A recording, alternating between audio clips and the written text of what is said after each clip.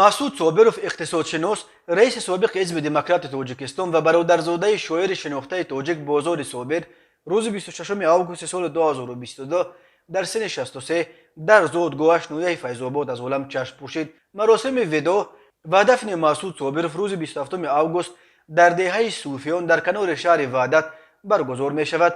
آرش صابرов پسر مرحوم برای آزادی گفت که او چند سال آخر از بیماری قلب اذیت میکشید و زیر نظارت طبیبان قرار داشت. مسعود صابرов سالهای طولانی در دانشگاه ملی تاجیکستان از اقتصاد درس میداد و در پژوهشگاه اقتصاد اکادمی ملی علمها کار میکرد. سال 2006 در پی محکوم به زندان شدن رئیس قبلی حزب دموکرات محمد روزی اسکندرov مسعود صابرov به جای او رهبر این حزب شد. طرفداران اسکندرov میگفتند که مسعود صابرov پروژه حکومت است برای جدا انداختن در صف این حزب مخالف. خود صابرov این را رد میکرد، ولی روند به موقع طرفدار حکومت رو آوردن حزب دموکرات در دوره رهبری او آغاز یافت، ولی او پروژه حکومت شدن نتوانست. روی سرکش مسعود صابرov گاه از خود درک میداد و او دست به اقدام‌های میزد و یا در موضوع داغ روز چنان اظهار نظر میکرد که به بالانشینا چندان خوش نمی آمد. در نتیجه در پایان سال 2012 یک گروه اعضای حزب دموکرات با برگزاری یک انجمن غیر نوبتی مسعود صابرov را از مقام رهبر حزب برکنار و به جای او سید جعفر اسمانزاده را رئیس انتخاب کردند. مسعود صابرov که به انجمن غیر نوبتی حزبش حتی دعوت نشده بود، برگزاری این انجمن و برکناری او و انتخاب رئیس نو را غیر قانونی نامید، ولی دیگر دعوا نکرد و با همین از میدان سیاست کنار رفت. سالهای آخر او به کارهای علمیش در پژوهشگاه